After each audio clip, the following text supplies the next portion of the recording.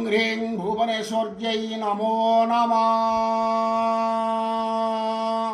आपण प्रत्येक कार्य असफल रहउछन्ति कि चाकरी क्षेत्र में असफल, माली मोकदमा असफल, केस मोकदमा असफल, प्रत्येक कार्य असफल रहउछन्ति जदि ताहाले गोटे सरल प्रयोग करंतु। आसंता नवेम्बर 1 तारिख शनिवार दिन ब्राह्म्य मुहूर्त समय रे आपण गोटे सांगे अश्वत्थ पत्र धरतु एवं फलमूल किसी भोग धरतु। कौन प्रतिष्ठित हनुमान मंदिर को जातु, हनुमान मंदिर रे जाई पहुँचतु।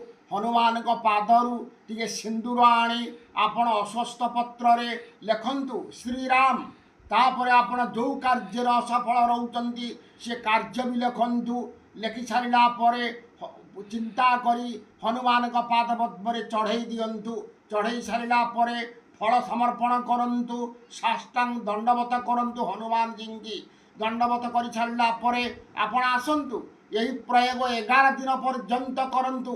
11 दिन जो दिन पूर्व से पत्र को मंत्र लिखि समर्पण करिवे। तापरे से अश्वत्थ पत्र को सांगे धरी घर को आसीबे। आसिला परे रखिबे।